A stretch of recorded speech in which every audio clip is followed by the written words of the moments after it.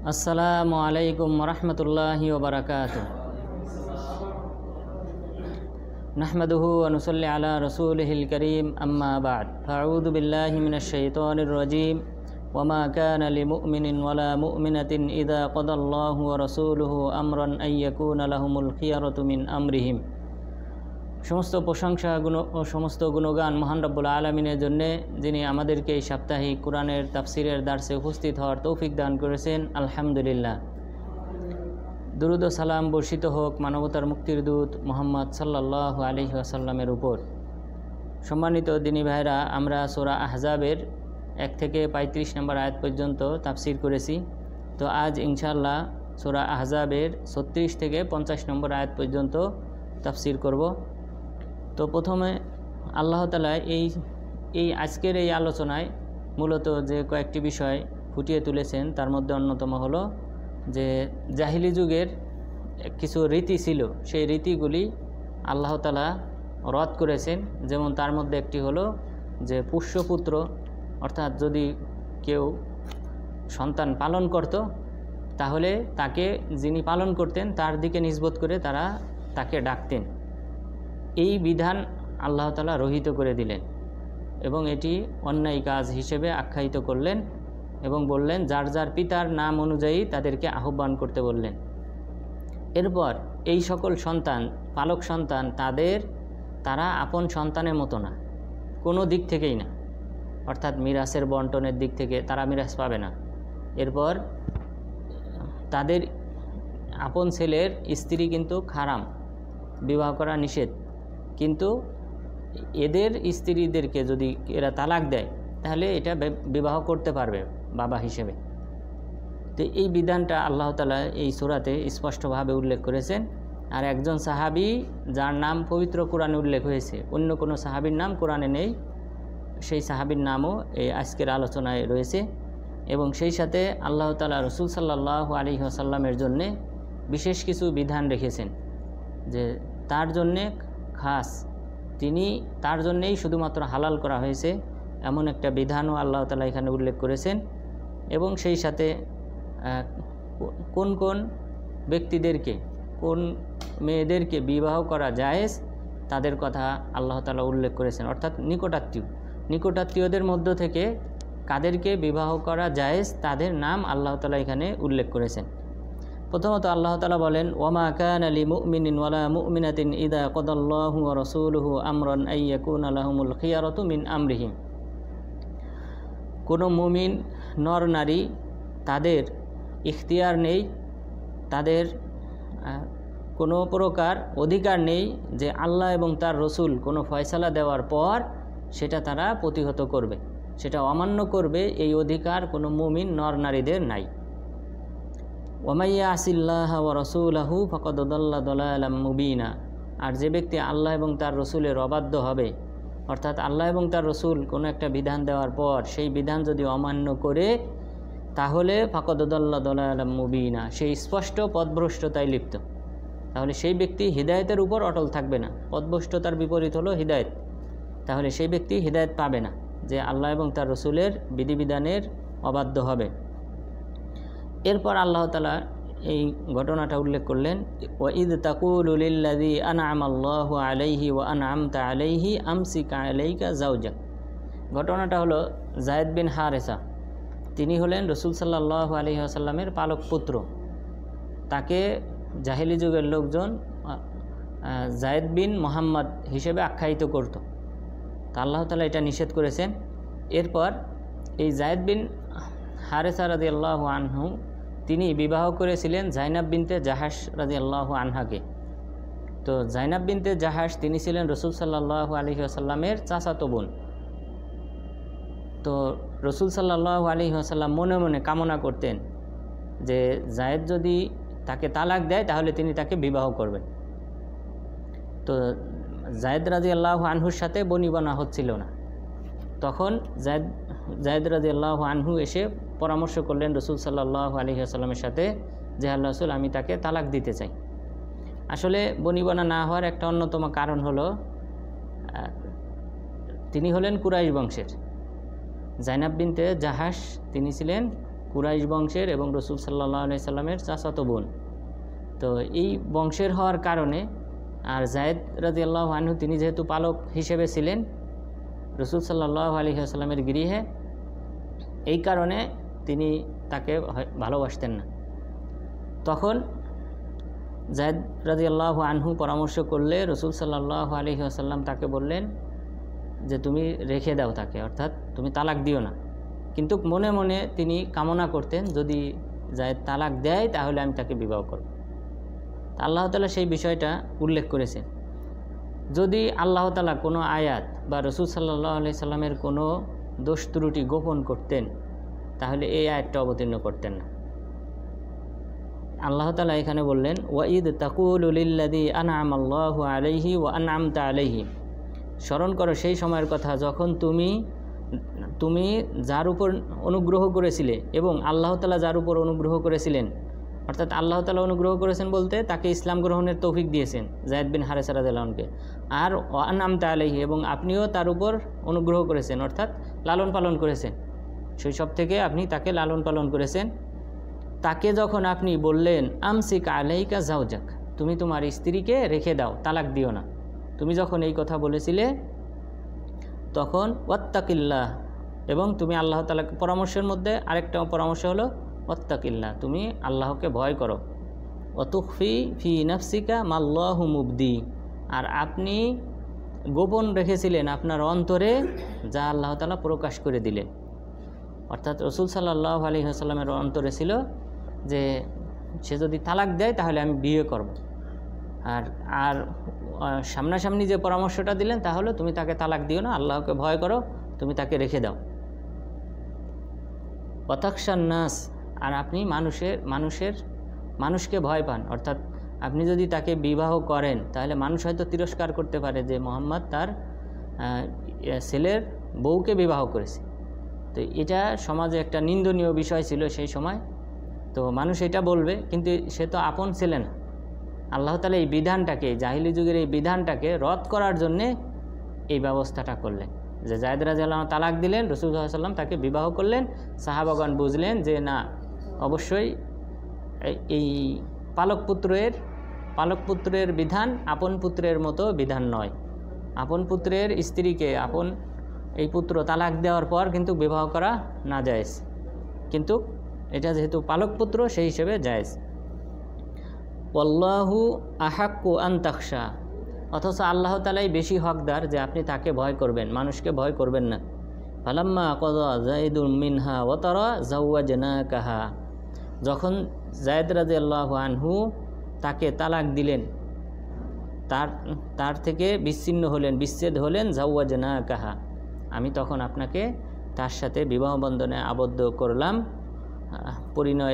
পরিণয়ে আবদ্ধ করলাম। লিকাইলা ইয়াকুনা আলাল মুমিনিনা হারাজ ফি আজওয়াজি আদিয়াইহিম, যেন অন্যান্য মুমিনরাও যেন বাধা মনে না করে তাদের পালক পুত্রদের স্ত্রীদেরকে বিবাহ করতে, তালাকপ্রাপ্তা স্ত্রীদেরকে বিবাহ করতে।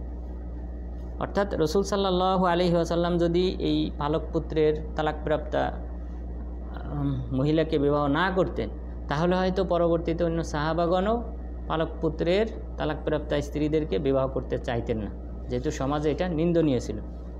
এই অভ্যাসটাকে রদ করার জন্যে আল্লাহ তাআলা রসুল সাল্লাল্লাহু আলাইহি ওয়াসাল্লামকে বিবাহের ব্যবস্থা করলেন, যে জাইনাব বিনতে জাহাশ রাদিয়াল্লাহু আনহাকে পরবর্তীতে রসুল সাল্লাল্লাহু আলাইহি ওয়াসাল্লাম বিবাহ করলেন। অর্থাৎ এই বিবাহটা হয়েছিল আসমানি ফয়সালায়। এই কারণে জাইনাব বিনতে জাহাশ তিনি সর্বদা গর্ব করতেন।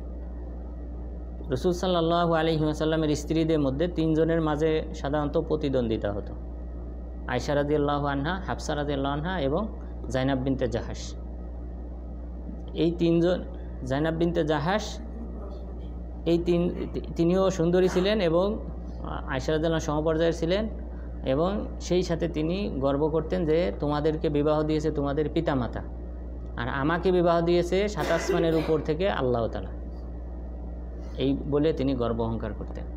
অর্থাৎ তালাক দেওয়ার পরে আল্লাহ তাআলা আয়াত অবতীর্ণ করলেন, পরে রসুল সাল্লাল্লাহু আলাইহি ওয়াসাল্লাম তাকে বিবাহ করে নিলেন।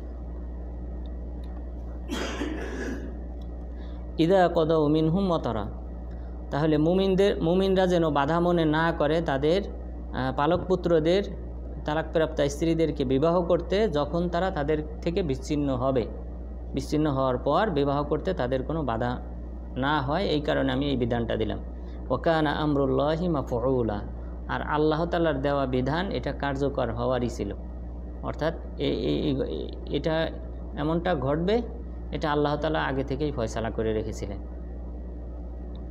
মা কানা আলান নাবিয়্যি মিন হারাজিন ফিমা ফারাদাল্লাহু লাহু, নবীর উপর বাধা নয়, ফিমা ফারাদাল্লাহু লাহু, সেই বিধান বাস্তবায়ন করতে যে বিধানটা আল্লাহ তাআলা তার জন্য নির্ধারণ করে রেখেছিলেন। আল্লাহ তাআলা নবীকে যে বিধান দিয়েছেন সেই বিধান পালন করতে নবীর কোনো বাধা নেই। সুন্নাতাল্লাহি ফিল্লাযীনা খালাউ মিন ক্বাবল, এই একই বিধান ছিল পূর্ববর্তী নবীদের মাঝেও। অর্থাৎ নবীদেরকে কোনো ফয়সালা দিলে তারা সেটা পালন করতেন। তো অনুরূপভাবে আপনাকে আমি যে ফয়সালা দিয়েছি, অর্থাৎ পালক পুত্রের স্ত্রীকে বিবাহ করার বিধান দিয়েছি, আপনিও সেটা বাস্তবায়ন করবেন, এটা কোনো অন্যায় কিছু নয়। ওয়াকানা আমরুল্লাহি কদারাম মাকদুরা, আর নিশ্চয়ই আল্লাহ তাআলার দেওয়া বিধানটা হলো নির্ধারিত, এই বিধানটা আগে থেকেই ফয়সালাকৃত, নির্ধারিত। তাহলে এখানে জাইনাব বিনতে জাহাশ রাদিয়াল্লাহু আনহা, তিনি রাসূল সাল্লাল্লাহু আলাইহি ওয়াসাল্লামের স্ত্রী হন। তাহলে মোট স্ত্রী ছিল কতজন? 11 জন, ঠিক আছে। মোট স্ত্রী হয়েছিল 11 জন, যেহেতু পরবর্তীতে যে কিপ্তিয়া মারিয়া কিপ্তিয়াকে বিবাহ করেছিলেন, উনি দাস হিসেবে এসেছিলেন প্রথম, কিন্তু পরবর্তীতে বিবাহ করেছিলেন, তো সেই হিসেবে 11 জন হয়। আল্লাযীনা ইউবাল্লিগুনা রিসালাতিল্লাহি ওয়া ইয়াখশাউনাহু ওয়া লা ইয়াখশাউনা আহাদান ইল্লাল্লাহ, আর নবীগণ তারা ইউবাল্লিগুনা রিসালাতিল্লাহ, আল্লাহ তাআলার দেওয়া বিধান রিসালাত তারা প্রচার করেন। ওয়া ইয়াখশাউনাহু, তারা একমাত্র আল্লাহ তাআলাকে ভয় করেন। ওয়া লা ইয়াখশাউনা আহাদান ইল্লাল্লাহ, আল্লাহ ছাড়া অন্য কাউকে তারা কখনোই ভয় পায় না। ওয়া কাফা বিল্লাহি হাসিবা, আল্লাহ তাআলাই হিসাব গ্রহণকারী হিসেবে যথেষ্ট। এরপর মুহাম্মদ সাল্লাল্লাহু আলাইহি ওয়াসাল্লাম, তিনি যে যায়েদ রাদিয়াল্লাহু আনহুর বাবা নন এবং সেই সাথে অন্যান্য কোনো পুরুষের বাবা নন। পুরুষ বলতে এখানে প্রাপ্তবয়স্ক। মা কানা মুহাম্মাদুন আবা আহাদিম মির রিজালিকুম, মুহাম্মদ সাল্লাল্লাহু আলাইহি ওয়াসাল্লাম তোমাদের কোনো পুরুষের পিতা নন। অর্থাৎ পুরুষ বলতে প্রাপ্তবয়স্ক, রিজাল বলা হয় প্রাপ্তবয়স্কদেরকে। রাসূল সাল্লাল্লাহু আলাইহি ওয়াসাল্লামের 3 জন ছেলে ছিল, তাদের নাম কি ছিল? আব্দুল্লাহ, কাসেম, আব্দুল্লাহ, তারপর ইব্রাহিম। আব্দুল্লাহকে তহের বলা হয়, ঠিক আছে, আব্দুল্লাহ আর তহের আর ইব্রাহিম। তাহলে এই 3 জন, তো তারা তো পুরুষ সন্তান, ছেলে সন্তান, কিন্তু তবু আল্লাহ তাআলা কেন বললেন যে তিনি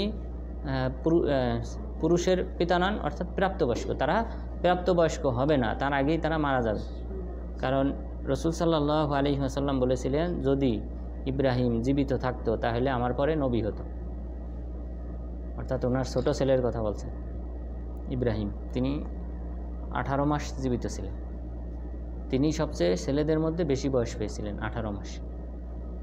বাকি 6 মাস অর্থাৎ 24 মাস দুধ পান করাইতে হয়, এটা বলা হয়েছে জান্নাতে তাকে দুধ পান করানো হয়। তাহলে পুরুষের পিতা নন। তাহলে এখানে সেই সাথে যেহেতু আগের আয়াতের সাথে সম্পর্কিত, কার সাথে? যায়েদ রাদিয়াল্লাহু আনহু। যায়েদ রাদিয়াল্লাহু আনহু যেহেতু পুরুষ আর তিনি কোনো পুরুষের পিতা নন, অর্থাৎ যায়েদ রাদিয়াল্লাহু আনহুর পিতা নন, যেহেতু তার বাবা আছে। যায়েদ রাদিয়াল্লাহু আনহু তিনি রাসূল সাল্লাল্লাহু আলাইহি ওয়াসাল্লামের খেদমতে ছিলেন। খেদমতে থাকার পর মদিনাতে আসার পর, হিজরতের পর, এরপর তার ভাই আসে নেওয়ার জন্যে। তার ভাই তাকে নেওয়ার জন্য আসে। তখন রাসূল সাল্লাল্লাহু আলাইহি ওয়াসাল্লাম তাকে ইখতিয়ার দেন যায়েদকে, যে যায়েদ যদি যেতে চায় তোমার সাথে, তাহলে আমার কোনো বাধা নাই, তাকে আমি ছেড়ে দেবো, সে তোমার সাথে যেতে পারে।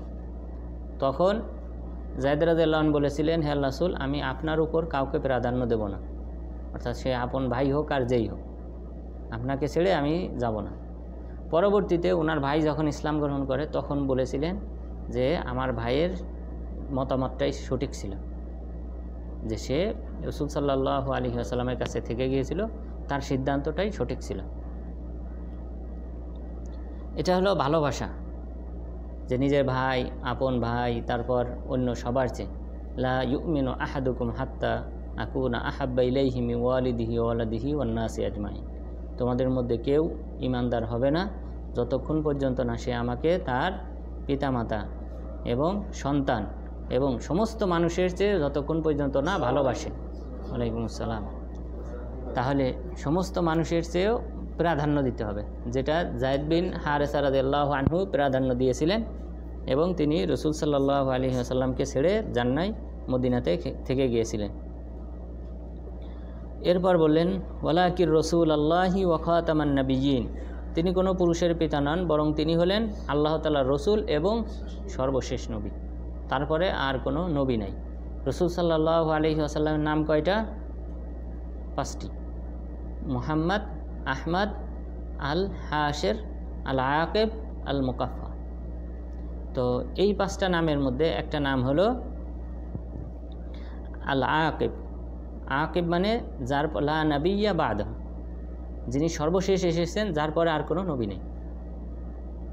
তাহলে এখানেও আল্লাহ তাআলা সে কথা বললেন ওয়া খাতামান নাবিয়্যিন, এবং নবীদের সর্বশেষ নবী, অর্থাৎ তারপরে আর কোনো নবী নেই। আর খতামের অর্থ আরেকটা আছে, খতাম মানে হলো মোহর, সিল, নবীদের সিল অলঙ্কৃতকারী। নবীদের সিল অলঙ্কৃতকারী বলতে এই বৈশিষ্ট্যটা অন্য কোনো নবীর ছিল না। আল্লাহ তাআলা রাসূল সাল্লাল্লাহু আলাইহি ওয়াসাল্লামকে নবুয়তের সমাপ্তি স্বরূপ আলামত হিসেবে তার এই বাম কাঁধে একটা কবুতরের ডিমের মতো একটা অতিরিক্ত একটা মাংসপিণ্ড ছিল। কবুতরের ডিমের মতো একটা অতিরিক্ত মাংসপিণ্ড ছিল। এটা ছিল শেষ নবীর আলামত, যেটা পূর্ববর্তী আসমানি কিতাবগুলিতে উল্লেখ করা ছিল, যে সর্বশেষ যিনি নবী হবেন তার কাঁধে এইরকম আলামত থাকবে। তো সেই আলামতটাও ছিল। তাহলে মোহর অলঙ্কৃত নবী, নবীদের এবং সর্বশেষ নবী, অর্থাৎ এই আলামতটাই হলো নবীদের সর্বশেষ নবীর আলামত। এবং সেই সাথে রাসূল সাল্লাল্লাহু আলাইহি ওয়াসাল্লামের একটা নাম থেকেও আমরা জানলাম যে এই নামের অর্থই হলো যার পরে আর কোনো নবী নেই, আল আকিব। তাহলে 5টা নাম, মুহাম্মদ, আহমদ, আল মাহি, আল হাশের, আল আকিব। আকিব আবার অন্য রায়াতে মুকাফফা বলা হয়েছে, দুইটার অর্থ এক। আকিব আল মুকাফফা, দুইটার অর্থ একই। ওয়াকান আল্লাহু বিকুল্লি শাইইন আলিমা, আল্লাহ তাআলা প্রতিটি বিষয় সম্পর্কে অবহিত। ইয়া আইয়ুহাল্লাযীনা আমানু যকুরুল্লাহা যিকরান কাসীরা, হে মুমিনগণ তোমরা আল্লাহ তাআলাকে বেশি বেশি স্মরণ করো। ওয়াসাব্বিহুহু বুকরাতাও ওয়া আসীলা, এবং তোমরা তার গুণকীর্তন পাঠ করো, তাসবিহ পাঠ করো সকাল এবং সন্ধ্যায়। তাহলে বেশি বেশি সকাল সন্ধ্যায় আমাদের নির্ধারিত কিছু দোয়া আছে, যেই দোয়ার কারণে আল্লাহ তাআলা জিন, শয়তান এদের থেকে হেফাজত করেন। এরপর যে সমস্ত কাজের ক্ষেত্রে দোয়া আছে, মসজিদে প্রবেশ, এরপর খাওয়া দাওয়ার শুরুতে বিসমিল্লাহ, এইভাবে যত দোয়া দুরুদ আছে, এগুলির পিছনে মূল কারণ হলো শয়তান, জিন শয়তানদের থেকে, কুমন্ত্রণা থেকে বাঁচার একটা অন্যতম একটা মাধ্যম, নিয়ামক। যদি কেউ বিসমিল্লাহ বলে না খায় তাহলে তার সাথে শয়তান খায়, যদি কেউ বিসমিল্লাহ বলে পানি পান না করে তার সাথে শয়তান পান করে, যদি কেউ দাঁড়িয়ে পান করে তাহলে তার সাথেও শয়তান পানি পান করে। আর সে হাত্তা ইউসবিহা মিসলাল জিবাল, সে এইভাবে সে যা খায়, ওই লোকটা যা খায় এই খাবার সেও ভক্ষণ করে, করার পর এমনকি পাহাড় সমান হয়ে যায় এই শয়তান। তখন সে এই বান্দার উপর কর্তৃত্ব করে। তাহলে আর যে ব্যক্তি বিসমিল্লাহ বলে খায়, সব কিছু আল্লাহর নাম বা যে নির্ধারিত দোয়া আছে সেই দোয়া দুরুদের উপর ভিত্তি করে চলাফেরা করে, তখন হাত্তা ইউসবিহা মিসলা জুবাব, শয়তান তখন এই মাছির মতো হয়ে যায়, দুর্বল, ক্ষীণ হয়ে যায়। তখন আর সে ওয়াসওয়াসা দিতে পারে না, বান্দাকে আর খারাপ কাজে প্ররোচিত করতে পারে না। তাহলে দোয়া দুরুদ এবং বিসমিল্লাহ বলে কাজগুলি করার ফজিলত অপরিসীম, যদিও আমরা না বুঝি, কিন্তু ঈমান বৃদ্ধির এটা একটা অন্যতম মাধ্যম। এই দোয়া দুরুদগুলি নিয়মিত পাঠ করলে শয়তানের ওয়াসওয়াসা কুমন্ত্রণা থেকে রক্ষা পাওয়া যায় এবং ভালো কাজ আনুগত্যের সংখ্যা দিন দিন বৃদ্ধি পায়। সুতরাং এই দোয়া দুরুদ, বিশেষ করে সকাল সন্ধ্যার যে দোয়া দুরুদ আছে, এগুলা বেশি বেশি পাঠ করতে হবে। রাসূল সাল্লাল্লাহু আলাইহি ওয়াসাল্লাম বলেছেন, যদি কোনো ব্যক্তি মসজিদে প্রবেশের সময় আউযু বিল্লাহিল আযীম ওয়া বিওয়াজহিল কারীম ওয়া সুলতানিল কদীম মিনাশ শাইতানির রাজীম এটা পাঠ করে, তখন হুফিদা মিনাশ শাইতানি মিন লিসাইরিল ইয়াউম, ওই পুরা দিনের জন্য তাকে শয়তান থেকে সুরক্ষা দেওয়া হয়। তাহলে এইভাবে যদি কেউ শয়তানের কুমন্ত্রণা থেকে রক্ষা পায়, তাহলে সে অন্যায় অশ্লীল কাজ থেকে বিরত থাকতে পারবে। হুয়াল্লাযী ইউসাল্লি আলাইকুম ওয়া মালাইকাতুহু লিইখরিজাকুম মিনাজ-যুলুমাতি ইলান-নূর, আল্লাহ তাআলা তোমাদের জন্যে রহমত বর্ষণ করেন। তাহলে সালাত শব্দটা যদি ব্যবহার হয় আল্লাহ তাআলার ক্ষেত্রে, তাহলে তার অর্থ হবে কি? এখানে বলা হয়েছে হুয়াল্লাযী ইউসাল্লি আলাইকুম, আল্লাহ তাআলা তোমাদের উপর দুরূদ পাঠ করেন। ওয়া মালাইকাতুহু, আল্লাহ তাআলার ফেরেশতাগণ দুরূদ পাঠ করেন। লিইখরিজাকুম, তোমাদেরকে বের করতে চান, মিনাজ-যুলুমাতি ইলান-নূর, অন্ধকার থেকে আলোর দিকে। অন্ধকার থেকে আলোর দিশা দেওয়ার জন্যে ফেরেশতাগণ তোমাদের উপর দুরূদ পাঠ করেন, আল্লাহ তাআলা দুরূদ পাঠ করেন। তাহলে এটার অর্থ কী হবে? সালাত শব্দটা যদি আল্লাহ তাআলার ক্ষেত্রে ব্যবহার হয়, তাহলে অর্থ হবে রহমত বর্ষণ করেন, আল্লাহ তাআলা রহমত বর্ষণ করেন। আর যদি ফেরেশতাদের ক্ষেত্রে ব্যবহার হয়, তাহলে বুঝতে হবে ইস্তেগফার, ফেরেশতারা ক্ষমা প্রার্থনা করেন। তাহলে এই আয়াতের অর্থ হবে যে নিশ্চয়ই আল্লাহ তাআলা তোমাদের উপর রহমত বর্ষণ করেন, আর ফেরেশতারা তোমাদের জন্যে ক্ষমা প্রার্থনা করেন, দোয়া করেন। লিইখরিজাকুম মিনাজ-যুলুমাতি ইলান-নূর, অন্ধকার থেকে আলোর দিকে নিয়ে আসার জন্য ফেরেশতাগণ তোমাদের জন্য দোয়া করেন আল্লাহ তাআলার কাছে। ওয়া কানা বিল মুমিনিনা রহিমা, নিশ্চয়ই আল্লাহ তাআলা মুমিনদের প্রতি দয়াশীল। আচ্ছা, এখানে আল্লাহ তাআলা কী শব্দ ব্যবহার করেছেন? রহিম। আর আর রহমান আর রহিম দুইটা হলো আল্লাহ তাআলার নাম। তো আর রহমান মানে তিনি দয়ালু, কাফের মুসলিম সবার উপর সমানভাবে দয়ালু। আর আর রহিম যদি ব্যবহার হয়, তাহলে বুঝতে হবে এটা কাদের জন্যে? শুধু মুমিনদের জন্যে। আর এটা হবে পরকালে আল্লাহ তাআলা মুমিনদের উপর দয়াশীল হবেন, করুণাময়ী হবেন। তখন এই আর রহিম নামটা আল্লাহ তাআলার ক্ষেত্রে প্রযোজ্য হবে। আর দুনিয়াতে আল্লাহ তাআলা কাফের মুশরিক সবার উপর সমানভাবে রহমত বর্ষণ করেন। আল্লাহ তাআলা ধন সম্পদ কাফেরকেও দেন, মুমিনকেও দেন। কিন্তু পরকালে জান্নাত বা নিয়ামত, এটা আল্লাহ তাআলা শুধুমাত্র মুমিনদের উপর করবেন। তাই এখানেও আল্লাহ তাআলা ওই কথাই বললেন, ওয়া কানা বিল মুমিনিনা রহিমা, মুমিনদের উপর আল্লাহ তাআলা রহিম, করুণাময়। এখানে কিন্তু রহমান বলেন নাই, এখানে রহিম শব্দ আল্লাহ তাআলা ব্যবহার করেছেন। এরপর তাহিয়াতুহুম ইয়াউমা ইয়ালকাউনাহুম সালামা, যখন তারা আল্লাহ তাআলার সাথে সাক্ষাৎ করবে সেদিন তাদের সম্বোধন হবে, অভিবাদন হবে সালাম বলে, অর্থাৎ আসসালামু আলাইকুম। এই বলেই মুমিনরা সেদিন একজন আরেকজনকে সম্বোধন করবে। তাহলে এখানে আল্লাহ তাআলা বললেন কি, ইয়াউমা ইয়ালকাউনাহু, আল্লাহ তাআলার সাথে যেদিন সাক্ষাৎ হবে। তাহলে মুমিনদের কি হবে? একদিন সাক্ষাৎ হবে। উজুহু ইয়াউমা ইযিন নাযিরা ইলা রাব্বিহা নাযিরা, অনেক চেহারা হবে উজ্জ্বল, হাস্যোজ্জ্বল। ইলা রাব্বিহা নাযিরা, যারা তাদের রবের দিকে তাকিয়ে থাকবে। তাহলে আল্লাহ তাআলার কি হবে? দর্শন হবে, সাক্ষাৎ হবে। মানুষ জান্নাতীদের জন্য সবচেয়ে বড় নিয়ামত হবে আল্লাহ তাআলার দর্শন। এই যে ইবাদত, দার্সের উপস্থিত হওয়া, হারামে গিয়ে সালাত আদায় করা, এই যে এত দৌড়োদৌড়ি, এত কষ্ট, এটা কিসের জন্য? আল্লাহ তাআলার সন্তুষ্টির উদ্দেশ্যে, জান্নাত পাওয়ার আশায়।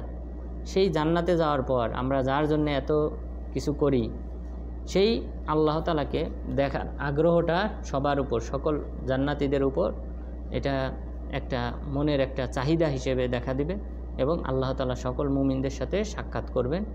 এবং রাসূল সাল্লাল্লাহু আলাইহি ওয়াসাল্লাম বলেছেন, ইন্নাকুম সাতারাউনা রাব্বাকুম কামা তারাউনাল কমারা লাইলাতাল বদর, তোমরা আল্লাহ তাআলাকে এই পূর্ণিমার চাঁদের মতো দেখতে পাবে। অর্থাৎ আমরা পূর্ণিমার চাঁদ দেখতে যেমন কারো কোনো অসুবিধা হয় না, অনুরূপভাবে জান্নাতীরা সবাই আল্লাহ তাআলাকে দেখতে পাবে। আর এটাই হবে মুমিনদের সবচেয়ে বড় নিয়ামত। জান্নাতে যত নিয়ামত আছে সব নিয়ামতের চেয়ে আল্লাহ তাআলার দর্শন পাওয়ার পর মুমিনরা বেশি পরিতৃপ্ত হবে। ওয়া আ'আদ্দা লাহুম আজরান কারীমা, আল্লাহ তাআলা তাদের জন্যে উত্তম পুরস্কার প্রস্তুত করে রেখেছেন, সম্মানজনক পুরস্কার প্রস্তুত করে রেখেছেন। তাহলে প্রস্তুত করে রেখেছেন, তাহলে জান্নাত কি সৃষ্ট না পরে সৃষ্টি করা হবে? এখন থেকেই সৃষ্টি, অর্থাৎ আল্লাহ তাআলা আগে থেকেই কী করে রেখেছেন? সৃষ্টি করে রেখেছেন। শুধুমাত্র মুতাজিলারা এই ফিরকাটা মানে অধিকাংশ মাসালার ক্ষেত্রে, আকীদারগত মাসালার ক্ষেত্রে তাদের ভিন্ন মতাদর্শ রয়েছে। তাদের কথা হলো জান্নাত জাহান্নাম সৃষ্ট না, কিয়ামত দিবসে আল্লাহ তাআলা সৃষ্টি করবেন, নাউযুবিল্লাহ। অথচ রাসূল সাল্লাল্লাহু আলাইহি ওয়াসাল্লাম মেরাজের রাত্রিতে জান্নাতে প্রবেশ করেছেন, জাহান্নাম দেখেছেন। এরপর নামাজ পড়ানোর সময় একদা উনকুদ রাসূল সাল্লাল্লাহু আলাইহি ওয়াসাল্লাম বললেন, আমার কাছে জান্নাতটাকে আমার কাছে নিকটবর্তী করে দেখানো হলো। তখন আমি জান্নাতের একটা ফলের একটা ছড়া আমি ধরতে গেলাম, তো পরবর্তীতে আবার গ্রহণ করি নাই, যে এই জান্নাতি এই ফলের ছড়া যদি আমি নিতাম তাহলে সাহাবাগণ আজীবন পর্যন্ত তারা এই ফলটা খেতে পারত। তো এখানে রাসূল সাল্লাল্লাহু আলাইহি ওয়াসাল্লাম জান্নাত দেখলেন, দুনিয়াতেও আল্লাহ তাআলা তাকে জান্নাতটা দেখার তৌফিক দিয়েছিলেন, দুনিয়াতে থেকেও তিনি দেখতে পেয়েছিলেন। তো জান্নাত আগে থেকে তৈরি এবং জাহান্নামও আগে থেকে তৈরি। এরপর আল্লাহ তাআলা বলেন, ইয়া আইয়ুহান নাবিয়্যু ইন্না আরসালনাকা শাহিদাও ওয়া মুবাশশিরাও ওয়া নাযীরা, হে নবী আমি আপনাকে প্রেরণ করেছি সাক্ষ্যদাতা রূপে, শুভ সংবাদদাতা রূপে এবং ভীতি প্রদর্শনকারী রূপে। অর্থাৎ কিয়ামত দিবসে মুহাম্মদ সাল্লাল্লাহু আলাইহি ওয়াসাল্লাম তিনি সাক্ষ্যদাতা হবেন সকল উম্মতের জন্য। কারণ অন্যান্য নবীগণ তারা জিজ্ঞাসিত হবেন যে তোমরা কি তোমাদের দাওয়াতি কার্যক্রম যথাযথভাবে আদায় করেছো কিনা। তখন তারা কি করবে? অস্বীকার করবে, ওই সকল নবীদের উম্মতগণ অস্বীকার করবে। তখন আল্লাহ তাআলা বলবেন তোমার পক্ষে সাক্ষীদাতা কেউ আছে কিনা। তখন বলবেন মুহাম্মদ সাল্লাল্লাহু আলাইহি সাল্লাম এবং তার অনুসারীরা আমার সাক্ষী। তাহলে মুহাম্মদ সাল্লাল্লাহু আলাইহি সাল্লাম তিনি হলেন সাক্ষীদাতা এবং এই উম্মতের লোকজনও সাক্ষীদাতা পূর্ববর্তী নবীদের উম্মতের ক্ষেত্রে। তাহলে সাক্ষীদাতা রূপে আমি প্রেরণ করেছি ওয়া মুবাশশিরান এবং শুভ সংবাদদাতা, অর্থাৎ জান্নাতের শুভ সংবাদ, এবং ওয়া নাযীরা জাহান্নাম থেকে সতর্ককারী রূপে আপনাকে প্রেরণ করেছি। ওয়া দাঈয়ান ইলাল্লাহি বিইযনিহি ওয়া সিরাজাম মুনীরা, এবং আপনাকে আমি প্রেরণ করেছি আল্লাহ তাআলার অনুমতিক্রমে আল্লাহ তাআলার দিকে আহ্বানকারী হিসেবে প্রেরণ করেছি, দায়ী হিসেবে প্রেরণ করেছি। ওয়া সিরাজাম মুনীরা, এবং উজ্জ্বল দীপ্ত আলোক রূপে আমি আপনাকে প্রেরণ করেছি। তো এখানে দেখেন ওয়া সিরাজাম মুনীরা, উজ্জ্বল বাতি রূপে আমি প্রেরণ করেছি। তো এখানে মুনীরা, সিরাজ এবং মুনীর দুইটাই অর্থ একই, অর্থাৎ উজ্জ্বল আলোকময় বাতি রূপে আমি আপনাকে প্রেরণ করেছি। তো মুনীর নূর শব্দ থেকে আসছে। এই আয়াত থেকে অনেকে দলিল দেয় রাসূল সাল্লাল্লাহু আলাইহি ওয়াসাল্লাম হলেন নূরের তৈরি, কিন্তু এখানে আল্লাহ তাআলা বলেছেন আমি আপনাকে উজ্জ্বল নক্ষত্র রূপে, বাতি রূপে আমি প্রেরণ করেছি। আল্লাহ তাআলা বলেন নাই যে আমি আপনাকে সৃষ্টি করেছি নূর থেকে। এটা হলো ভালো মন্দের উদাহরণের ক্ষেত্রে সাধারণত মানুষ কিসের সাথে তুলনা করে? এই বাতি নূরের সাথে, আলোর সাথে। যেমন আমাদের দেশের খেলোয়াড়দেরকে কি বলা হয়? তারকা খেলোয়াড়, অমুকে তারকা খেলোয়াড়। তারকা মানে কি? উজ্জ্বল তারকা, নক্ষত্র স্বরূপ, যা রাতের আধারে যে প্রস্ফুটিত থাকে। তো তো প্লেয়ারদেরকেও কি তারকা প্লেয়ার বিভিন্ন নাম দেওয়া হয়। তো এখানে যে তারকা শব্দটা ব্যবহার হয়েছে এটা কি কিসের অর্থে? সে কি আসলে আকাশের তারা না, মানে সে একজন ভালো খেলোয়াড়, তার বিশেষ গুণ আছে। তো এই ভালো ভালো বিষয়টাকে তুলনা করা হয়েছে কিসের সাথে? তারকার সাথে। তো অনুরূপ এখানেও রাসূল সাল্লাল্লাহু আলাইহি ওয়াসাল্লামকে তিনি যেহেতু মানুষকে অন্ধকার থেকে, অর্থাৎ অন্ধকার বলতে আবার জাহিলি যুগের যে সকল অভ্যাস ছিল, অন্যায় অশ্লীল কাজ, ফাহেসি কাজ, নিজেদের সন্তানদেরকে মাটিতে পুঁতে রাখা, এরপর বাড়ির ছাদে পতাকা টানিয়ে ব্যভিচারের ঘোষণা দেওয়া, এরপর জাহিলি যুগের মূর্তির পূজা করা, এই যে নানান অপকর্ম ছিল। তো এই নানান অপকর্মকে কি হিসেবে আখ্যায়িত করা হয়েছে? জুলুমাত, অন্ধকার, আধার, অন্ধকার হিসেবে উল্লেখ করা হয়েছে। আর এইগুলার বিপরীত হিসেবে ঈমান, এরপর তাওহীদ, এরপর অন্যায় অশ্লীল কাজ থেকে নিষেধ করা। তো এইগুলিকে কি হিসেবে? নূর হিসেবে আল্লাহ তাআলা উল্লেখ করেছেন। তাহলে আমি আপনাকে উজ্জ্বল নক্ষত্র রূপে প্রেরণ করেছি, বাতি রূপে প্রেরণ করেছি। এর অর্থ হলো যে আপনার মাধ্যমে এই সমাজ থেকে যে সকল অন্ধকার আছে, জাহিলিয়াত আছে, মূর্খতা আছে, মূর্তির পূজা আছে এবং সেই সাথে ফাহিশি কাজ রয়েছে, সেগুলি কি হবে? সমাজ থেকে দূর হবে। এই নূরের মাধ্যমে, আলোর মাধ্যমে যেমনভাবে অন্ধকার দূর হয়ে যায়, অনুরূপভাবে আপনার আগমনে এই সমাজ থেকে কুফর, শিরকি, মূর্তির পূজা এগুলি দূর হবে। এটা হলো মূল উদ্দেশ্য। এটা আমাদের বাংলা ভাষাতেও ব্যবহার হয়। বাংলা ভাষাতেও যদি আমাদের বলা হয় যে আমাদের থানার ওসি আসার পর আমাদের অঞ্চল আলোকিত হয়ে গেছে, এই কথাটা কি বাংলা ভাষাতে কি অশুদ্ধ? শুদ্ধ। যে তার মানে আমরা কি বুঝি? যে তিনি আসার পর যে সকল চুরি হতো, ডাকাতি হতো, অন্যায় কাজ হতো, সেগুলি কি হয়ে গেছে? দূর হয়ে গেছে। তো অনুরূপ আরবি ভাষাতেও এই শব্দ ব্যবহার হয় যে আল্লাহ তাআলা তাকে সিরাজাম মুনিরা, উজ্জ্বল আলোকময় তারকা রূপে প্রেরণ করেছে। অর্থাৎ তার মাধ্যমে সমাজের জাহিলিয়াত দূর হবে। আর যেহেতু তিনি আদম আলাইহিস সালামের সন্তান, সমস্ত নবীগণও আদম আলাইহিস সালামের সন্তান, সুতরাং তার সৃষ্টি আর অন্যান্য মানুষের সৃষ্টি আলাদা নয়। সবাই এই একই সিলসিলা, একই বংশনামায় তারা এসেছেন। সুতরাং তাকে আলাদাভাবে দেখার কোনো সুযোগ নেই সৃষ্টিগতভাবে, কিন্তু তার মর্যাদার দিক থেকে সে আদম আলাইহিস সালামের সন্তানদের মধ্যে শ্রেষ্ঠ। আনা সাইয়্যিদু ওয়ালাদি আদম, আমি আদম আলাইহিস সালামের সন্তানদের মধ্যে শ্রেষ্ঠ সন্তান। তো রাসূল সাল্লাল্লাহু আলাইহি ওয়াসাল্লাম এখানে আদম আলাইহিস সালামের সন্তানের হিসেবে কি করছেন? আখ্যায়িত করেছেন। তিনি বিশেষ নিজেকে আলাদা কিছু হিসেবে, নূর হিসেবে আমাকে ভিন্ন বৈশিষ্ট্য দিয়ে সৃষ্টি করা হয়েছে এটা বলেন নাই, বলেছেন সন্তান। হ্যাঁ, সম্মানের দিক থেকে রাসূল সাল্লাল্লাহু আলাইহি সাল্লাম অন্যান্য নবী সহ অন্যান্য সমস্ত মানুষের চেয়ে শ্রেষ্ঠ।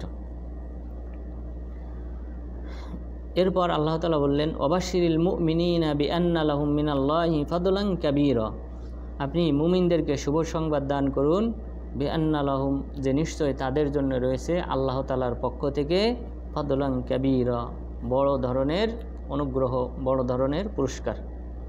ওয়ালা তুতিউল কাফিরিনা ওয়াল মুনাফিকিনা ওয়াদা আদাহুম ওয়া তাওয়াক্কাল আলাল্লাহ, আপনি কাফের এবং মুনাফিকদের অনুসরণ করবেন না। ওয়াদা আদাহুম, আর তারা যে আপনাকে নির্যাতন করে সেটা উপেক্ষা করে চলেন। ওয়া তাওয়াক্কাল আলাল্লাহ, এবং আল্লাহ তাআলার উপর ভরসা করুন। ওয়া কাফা বিল্লাহি ওয়াকিলা, আল্লাহ তাআলা কার্য নির্ধারণকারী রূপে যথেষ্ট। অর্থাৎ এখানে মুনাফিকরা এবং মক্কার কুরাইশরা, অন্যান্য কাফেররা রাসূল সাল্লাল্লাহু আলাইহি ওয়াসাল্লামকে যে সকল কষ্ট দিয়েছিলেন এটা প্রাথমিক পর্যায়ে উপেক্ষা করে চলতে বললেন। অর্থাৎ এমন সময় আসবে যে কষ্ট দেওয়ার কেউ থাকবে না, অর্থাৎ এই কাফের, মুশরিক, মুনাফিক এরা তো মুমিনদের উপর কর্তৃত্ব করতে পারবে না। তো এই কারণে এই সময়টাতে ধৈর্য ধারণ করতে বললেন। ইয়া আইয়ুহাল্লাযীনা আমানু ইযা নাকাহতুমুল মুমিনাত সুম্মা তাল্লাকতুমুহুন্না মিন ক্বাবলি আন তামাসসুহুন ফামা লাকুম আলাইহিন্না মিন ইদ্দাতিন তা'তাদ্দুনাহা, এখানে আল্লাহ তাআলা নতুন একটা বিধানের কথা উল্লেখ করেছেন, যে তালাকের সাথে সম্পর্কিত, যে যদি কেউ স্ত্রী বিবাহ করেছে, বিবাহ করা বন্ধনে আবদ্ধ হওয়ার পর স্ত্রীর সাথে সহবাসের পূর্বে তালাক দিয়ে দিয়েছে, তখন কিন্তু ওই যে 3 মাস যে ইদ্যত পালন করতে হয় ওইটা করতে হবে না। আর সাধারণত স্ত্রী সহবাস হওয়ার পর হইলে তখন কিন্তু ইদ্যত পালন করতে হবে মহিলাকে, 3 মাস ইদ্যত পালন করবে, অর্থাৎ স্বামীর ঘরে থাকবে 3 মাস, কিন্তু স্বামীর কাছে যাবে না। তো এইভাবে 3 মাসে তার ইদ্যত পালন করবে ঘরে। আল্লাহ তাআলা এখানে এই বিধানটা স্পষ্ট করলেন যে হে মুমিনগণ, ইদা নাকাহতুমুল মুমিনাত, যখন তোমরা মুমিন রমণীদেরকে বিবাহ করবে, সুম্মা তাল্লাকতুমুহুন্না মিন ক্বাবলি আন তামাসসুহুন, তাদের সাথে সহবাসের পূর্বে যদি তোমরা তাদেরকে তালাক দাও, ফামা লাকুম আলাইহিন্না মিন ইদ্দাতিন তাতা'আদ্দুনাহা, তাহলে তাদের জন্য কোনো নির্ধারিত ইদ্যত নেই যা তোমরা গণনা করে রাখবে, অর্থাৎ তাদেরকে বাসায় আটকে রাখবে, বরং তারা তখন কি করতে পারবে, তাদের বাপের বাড়ি চলে যেতে পারবে। আর এমনি সময় নিয়ম হলো স্বামীর ঘরেই থাকবে, কারণ তালাকটা সাধারণত মানুষ কখন দেয়, অধিকাংশ তালাক রাগ করে দেয়, কোনো সময় ঠান্ডা মাথায় কিন্তু তালাক খুব একটা হয় না, অধিকাংশ সময় যে তালাকগুলি হয় এটা রাগ করেই হয়। এই কারণে 3 মাসের যে ইদ্যত দেওয়া হয়েছে, যে প্রথম তালাক দিল ভুল করে, সমস্যা নাই, রাগের মাথায় সে তালাক দিল, দেওয়ার পরে তখন যেহেতু নিয়ম হলো স্বামীর ঘরেই থাকবে, তো স্বাভাবিক স্বামীর যখন রাগ মিটে যাবে তখন স্বাভাবিকভাবে সে ফিরিয়ে নিতে পারবে, যে ঠিক আছে ভুল হয়ে গেছে, প্রথম তালাক দিলাম, ফিরিয়ে নিতে পারবে। দ্বিতীয় তালাক দিল 2য় মাসে, তখন আবার কি করতে পারবে, ফিরিয়ে নিতে পারবে। কিন্তু 2য় মাসিক যদি অতিক্রম হয়ে যায়, অর্থাৎ তালাক দিল তুহুরে তালাক দিতে হবে, অর্থাৎ পবিত্র হওয়ার পর, মাসিক শেষ হওয়ার পর পবিত্র হওয়ার পর তালাক দিতে হবে। তো এই পরবর্তী হায়েজ যদি চলে আসে, মাসিক চলে আসে, এর আগে যদি ফিরিয়ে না নেয় 2 তালাক দেওয়ার পর, তাহলে কিন্তু আর ফিরিয়ে নিতে পারবে না নতুন বিবাহ ছাড়া, অর্থাৎ 3 নম্বর তালাক দেয় নাই, 2 তালাক দিয়ে রেখে দিয়েছে, তাহলে সে কিন্তু আবার কি করতে পারবে, ফিরিয়ে নিতে পারবে, সুযোগ পারবে, তবে বিবাহ বন্ধনে আবদ্ধ হওয়ার মাধ্যমে। কিন্তু 1 তালাক দিয়ে যদি রেখে দেয়, 2য় তালাক দেয় নাই, 3য় তালাক দেয় নাই, কিন্তু 2য় মাসিক 3য় মাসিক পার হয়ে গেছে, ফিরিয়েও নেয় নাই, তখন তার ক্ষেত্রে সে ফিরিয়ে নিতে পারবে নতুন বিবাহ বন্ধনে আবদ্ধ হওয়ার মাধ্যমে। আর 3য় তালাক যদি দিয়ে দেয়, তখন বিধান হলো যে ফিরিয়ে নিতে পারবে না যতক্ষণ পর্যন্ত না হাত্তা তানকিহা যাওজান গায়রা, সে ছাড়া অন্য কোনো স্বামী তাকে বিবাহ না করা পর্যন্ত, বিবাহ করার পর পুনরায় তালাক না দেওয়া পর্যন্ত সে কী করতে পারবে না, আর বিবাহ করতে পারবে না। আর এই যে 2 তালাক পর্যন্ত, এখানে সে কি করতে পারবে, আরেকজনের সাথে বিবাহ হওয়া ছাড়াই নবায়ন করে বিবাহ করে নিতে পারবে। তো আল্লাহ তাআলা বললেন যে এই সকল স্ত্রীদের কি নেই, ইদ্যত নেই, 3 মাস যে তারা ইদ্যত পালন করবে সেই ইদ্যত নেই। ফামাত্তিউহুন্না ওয়াসাররিহুহুন্না সারাহান জামিলা, তোমরা তাদেরকে সামগ্রী দান করো এবং ওয়াসাররিহুহুন্না সারাহান জামিলা, উত্তমভাবে তাদেরকে বিদায় করো। অর্থাৎ তাদেরকে যদি কোনো মহারানা নির্ধারণ করা হয়, এই যে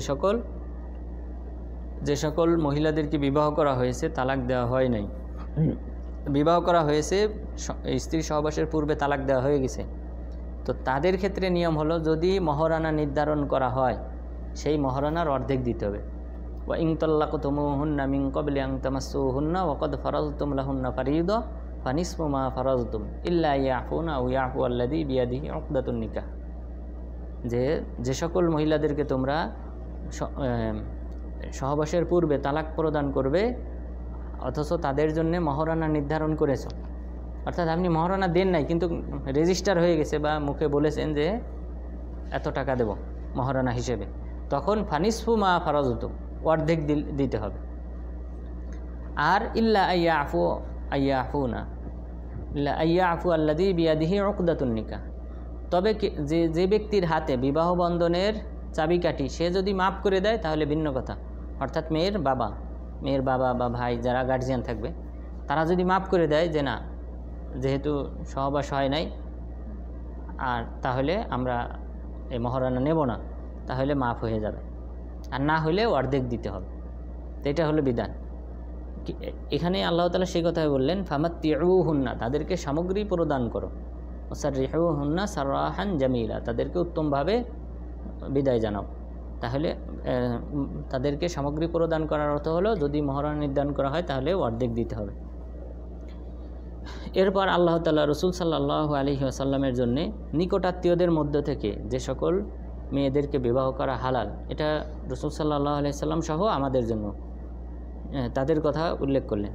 ইয়া আইয়ুহান নাবিয়্যু ইন্না আহলালনা লাকা আজওয়াজাক, হে নবী, আমি আপনার জন্য হালাল করেছি, বৈধ করে রেখেছি আপনার স্ত্রীদেরকে, আল্লাতি আতাইতা উজুরাহুন্না, যাদেরকে আপনি মহারানা দিয়ে বিবাহ করেছেন তাদেরকে আপনার জন্য আমি হালাল করেছি, ওয়ামা মালাকাত ইয়ামিনুক, এবং আপনি যাদের মালিকানা হয়েছেন, যে সকল দাসীদের মালিকানা হয়েছেন, মিম্মা আফা আল্লাহু আলাইক, যাদেরকে আল্লাহ তাআলা ফাই হিসেবে দিয়েছেন। ফাই বলা হয় সাধারণত যুদ্ধের ময়দানে, কাফেরদের সাথে মনে করেন যুদ্ধ হয় নাই কিন্তু গনিমতের মাল পেয়েছেন, তখন ওইটাকে কি বলা হয়? ফাই। আর এটা হলো একমাত্র আল্লাহ এবং আল্লাহ রসুলের হক। যেমন খাইবার যুদ্ধে যুদ্ধ হয় নাই, মানে তারা কি করছে, খাইবার যুদ্ধের সময় তাদের সাথে কোনো যুদ্ধ হয় নাই। যুদ্ধ না হওয়ার কারণে, না খাইবার না, বানু কুরাইজা, এদের সাথে কোনো যুদ্ধ হয় নাই। তো এদের যে সম্পদটা পেয়েছিলেন, সেই সম্পদটা আল্লাহ এবং তার রসুলের জন্য নির্ধারণ ছিল। অর্থাৎ এখানে কিন্তু অন্যান্য যে যোদ্ধারা গিয়েছে সাথে, তারা দাবি করতে পারবে না। এটা বাইতুল মালে, বর্তমান হিসেবে বাইতুল মালে তথা ইসলামী যে রাষ্ট্রীয় কোষাগার থাকবে, সেই কোষাগারে জমা হবে।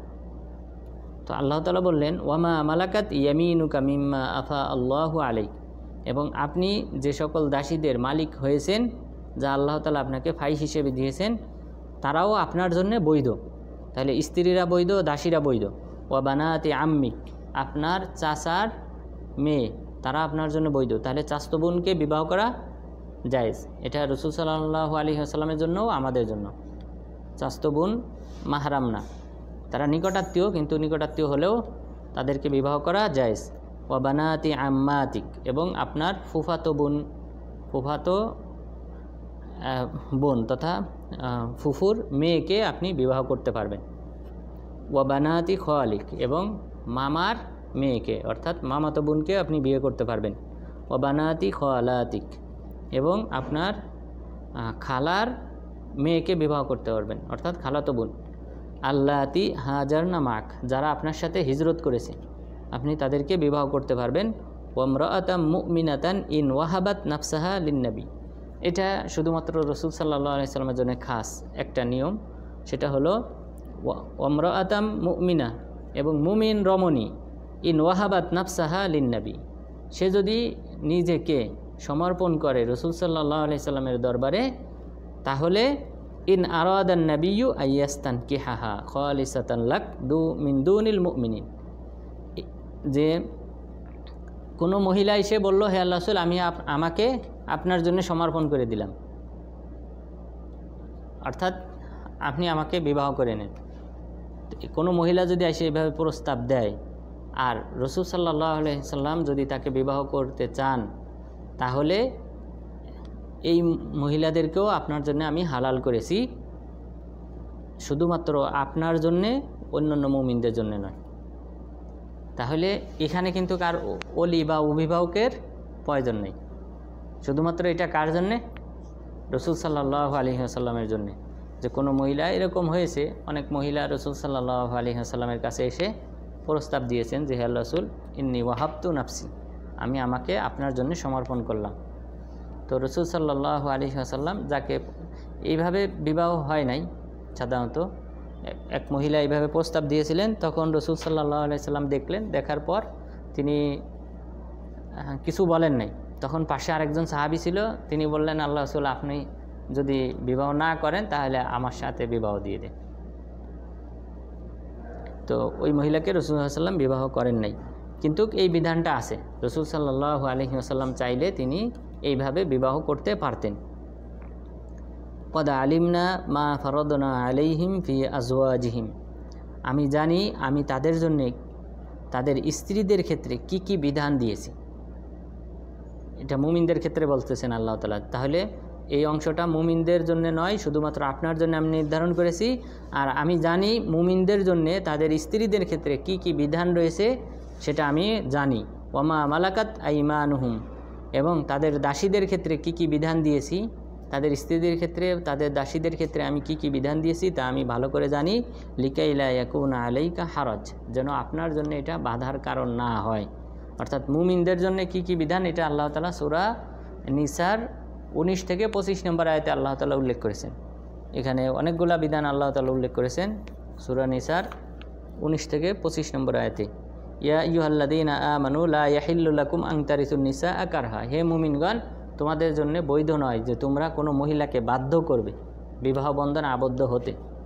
তাহলে কোনো মুমিন, কারণ এই আয়াতটা অবতীর্ণ হয়েছিল যে অনেক মুমিনরা তারা কি করত, যে ইয়েতিম মেয়েদেরকে লালন পালন করতো, লালন পালন করার পর তারা বড় হলে তাদেরকে বিবাহ করতো। যদিও এই এতিমা মহিলা যদিও সে রাজি না থাকতো তবুও তারা বাধ্য করে বিবাহ করত। আল্লাহ তাআলা এটা নিষেধ করলেন। এরপর ওয়ালা তা'দুলুহুন্না লিতাযহাবু বিবা'দি মা আতাইতুমুহুন্না ইল্লা আইয়াতিনা বিফাহিশাতিন মুবাইয়িনা, এরপর তোমরা তাদেরকে বাধ্য করো না, মানে তাদের সাথে খারাপ আচরণ করতে, যে তোমরা তাদেরকে যে সম্পদ দিয়েছো, মহারণা দিয়েছো, সেটা যেন তারা ফেরত দিতে বাধ্য হয়, এমন আচরণ তোমরা, খারাপ আচরণ তাদের সাথে করো না। তবে যদি তারা স্পষ্ট ফাহিশি অর্থাৎ ব্যভিচারে লিপ্ত হয় তাহলে ভিন্ন, তাহলে তো তালাক দিয়ে দিতে হবে। ওয়া আশিরুহুন্না বিল মারুফ, তাদের সাথে ভালো আচরণ করো। ফাইন কারিহতুমুহুন্না ফাআসা আন তাকরাহু শাইআ, তাহলে এখানে একটা বিধান আমরা জানলাম। এরপর আল্লাহ তাআলা আরেকটা বিধানের কথা উল্লেখ করেছেন যে তাদেরকে যে সকল মহারণা দেওয়া হয়, ওয়াইন আরাদতুম ইস্তিবদালা যাওজিম মাকানা যাওজিম ওয়া আতাইতুম ইহদাহুন্না কিনতারান ফালা তাখুযু মিনহু শাইআ, যদি তোমরা তার স্ত্রীদেরকে পরিবর্তন করতে চাও, অর্থাৎ কাউকে তালাক দিয়ে নতুন বিবাহ করতে চাও, তাহলে তোমরা যাদেরকে তালাক দিবে তাদেরকে যদি তোমরা অঢেল সম্পদ প্রদান করো। কিন্তরের অনেক ব্যাখ্যা রয়েছে, কিন্তু তার মধ্যে একটা অর্থ হলো কিন্তর বলা হয় যে একটা গরুর চামড়ার মধ্যে যতগুলি দিরহাম ধরে এতগুলি দিরহামকে কিন্তর বলা হয়। তো এত অধিক সম্পদ যদি, অঢেল সম্পদ যদি তোমরা তাদের কাউকে দাও, ফালা তাখুযু মিনহু শাইআ, সেই সম্পদ তোমরা ফিরিয়ে নেবে না, তাদের কাছ থেকে গ্রহণ করবে না। তাহলে এটাই নিয়ম যে তালাক দিলে তাদের জন্য যে মহারণা নির্ধারণ করা ছিল সেই মহারণা দিয়ে দিতে হবে, ওইটা ফিরিয়ে নেওয়া যাবে না। আতাখুযুনাহু বুহতানান ওয়া ইসমান মুবিনা, তোমরা এটা মিথ্যা অন্যায়ভাবে তোমরা এটা গ্রহণ করবে। এরপর আল্লাহ তাআলা কাদেরকে বিবাহ করা যাবে, মুমিনরা কাদেরকে বিবাহ করতে পারবে না সেই বিষয়টা উল্লেখ করেছেন। ওয়ালা তানকিহু মা নাকাহা আবাউকুম মিনান নিসাই ইল্লা মা কদ সালাফ, তোমাদের পিতা দাদা এইভাবে উপরে যত যাবে তারা যাদেরকে বিবাহ করেছে তোমরা তাদেরকে বিবাহ করো না, এটা হলো একটা ফাহিশি কাজ। এরপর হুররিমাত আলাইকুম উম্মাহাতুকুম, এই যে 14 শ্রেণী যাদেরকে হারাম করা হয়েছে সেই বিধান উল্লেখ করা হয়েছে যে তোমাদের জন্য তোমাদের মাকে এবং তোমাদের মেয়েদেরকে এবং তোমাদের বোনকে, তোমাদের ফুফুকে, তোমাদের খালাকে এবং ভাতিজিকে এবং বানাতুল উখত ভাগ্নিকে এবং উম্মাহাতুকুমুল্লাতি আরদানাকুম, তোমাদের ধাত্রীমা যারা তোমাদেরকে দুগ্ধ পান করিয়েছে সেই মাদেরকেও হারাম করা হয়েছে। ওয়া আখাওয়াতুকুম মিনার রাদা, এবং দুগ্ধ বোন তাদেরকে বিবাহ করা হারাম করা হয়েছে। ওয়া উম্মাহাতু নিসাইকুম, তোমাদের স্ত্রীদের মা অর্থাৎ শাশুড়ি তাদেরকে বিবাহ করা হারাম করা হয়েছে। ওয়া রাবাইবুকুমুল্লাতি ফি হুজুরিকুম মিন নিসাইকুম, এবং তোমাদের স্ত্রীদের গৃহে লালিত মেয়ে তাদেরকেও তোমাদের জন্য বিবাহ করা হারাম করা হয়েছে।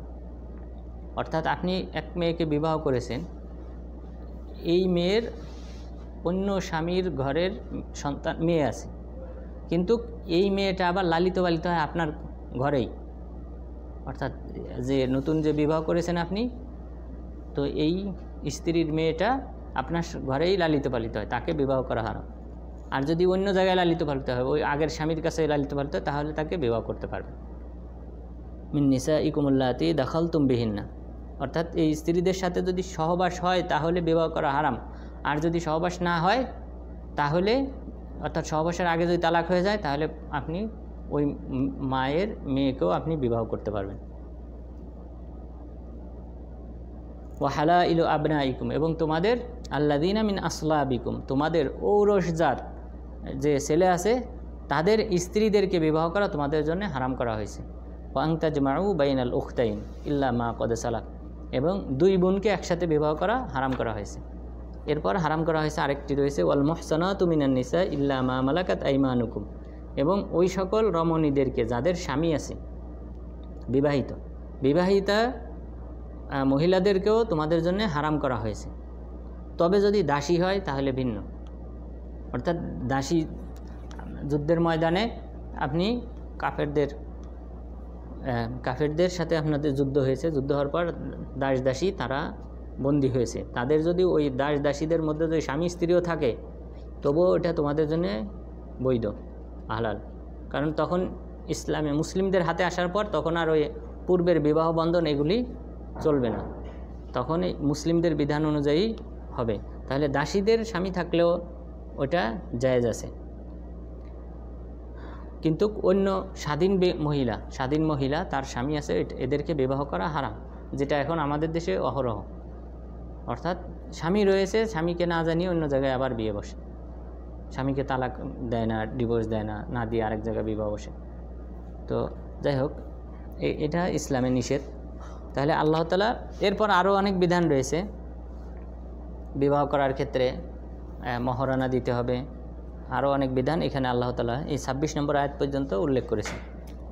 তাহলে এখানে এই আয়াতে আল্লাহ তাআলা যে বললেন, কদ আলিমনা মা ফারাদনা আলাইহিম ফি আজওয়াজিহিম ওয়া মা মালাকাত আইমানুহুম, তাদের দাসী এবং তাদের স্ত্রীদের ক্ষেত্রে কি কি বিধান আমি দিয়েছি, ফরজ করেছি, সে বিধান আমি জানি। অর্থাৎ এটা আল্লাহ তাআলা সূরা নিসার 19 থেকে 25 নম্বর আয়াত পর্যন্ত উল্লেখ করেছেন।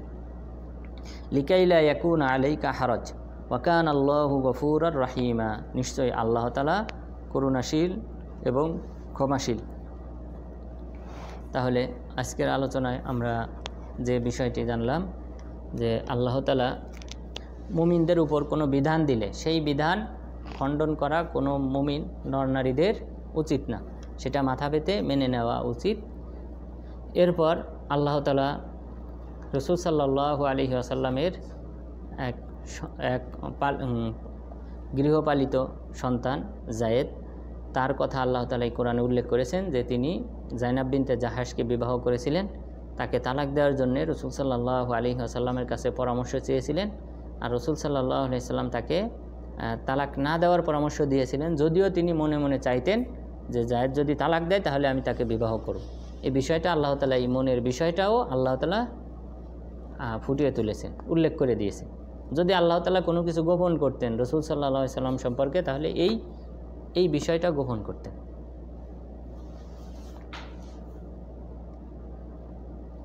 এরপর মুহাম্মদ সাল্লাল্লাহু আলাইহি ওয়াসাল্লাম তিনি কোনো পুরুষের বাবা নন, বরং তিনি হলেন সর্বশেষ নবী। অর্থাৎ তারপরে আর কোনো নবী নাই। আর তার সন্তান ইব্রাহিম তিনি যদি জীবিত থাকতেন, রাসূল সাল্লাল্লাহু আলাইহি ওয়াসাল্লাম বলেছেন যে সে যদি জীবিত থাকতো, বালেগ হইতো, তাহলে সে নবী হতো।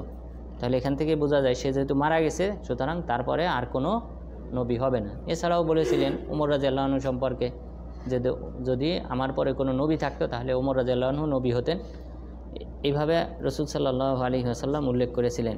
আর খাতামুন নাবিয়্যিন মানে দুটি অর্থ, একটা হলো নবীদের সর্বশেষ, আরেকটা হলো যার কাঁধে মোহর অঙ্কিত থাকবে, যে মোহরটা হলো নবীদের সর্বশেষ নবীর আলামত বা চিহ্ন।